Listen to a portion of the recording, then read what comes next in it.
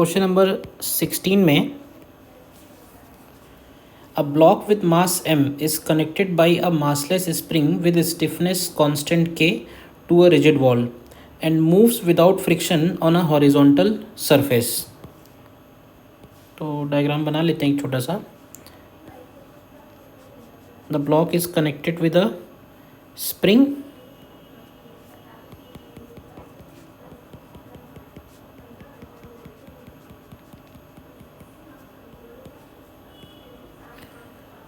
spring constant is k.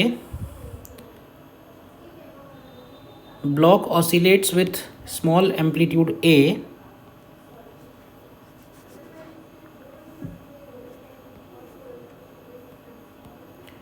about an equilibrium position x is equal to x naught. तो ये position हो गई x is equal to x naught.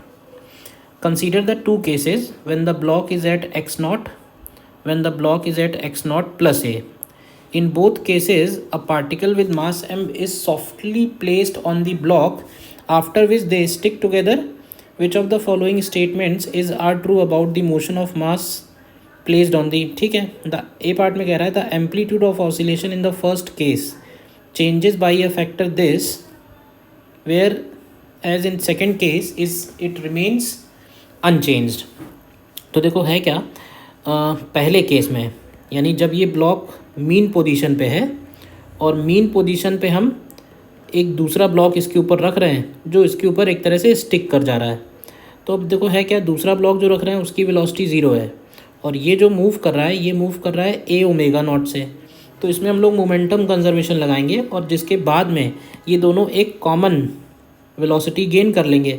तो अगर हम मोमेंटम कंजर्वेशन लगाते हैं यहाँ पे तो ये आएगा m a omega is equal to m plus m into V की वैल्यू जिसके लिए बाद में a डैश ओमेगा डैश के इक्वल होगी. ओमेगा डैश कितना हो जाएगा, तो नया जो ओमेगा डैश आएगा वो हो जाएगा under root of k upon m plus m, जबकि ओमेगा नॉट इनिशियली क्या रहा होगा, तो वो रहा होगा under root k by capital M.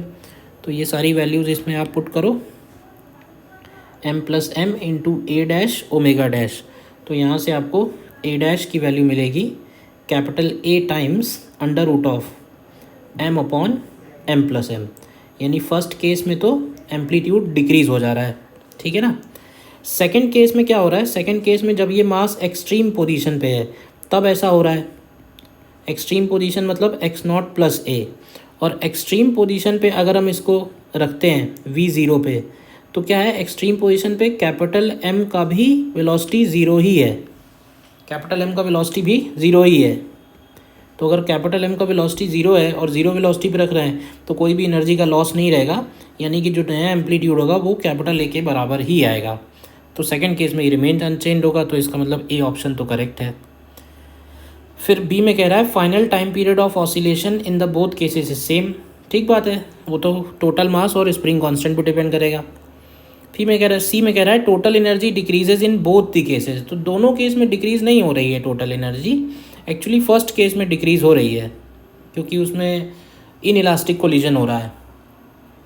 और डी में कह रहा है the instantaneous speed at x not of the combined mass decreases in both case. तो देखो instantaneous speed of the combined mass decreases in both case इसलिए है क्योंकि सेकंड केस में देखो, पहले केस में तो डिक्रीज हो ही रही है, ठीक है. सेकंड केस में क्या है, स्पीड को हम लोग मीन पोजीशन पे लिखते हैं ए ओमेगा.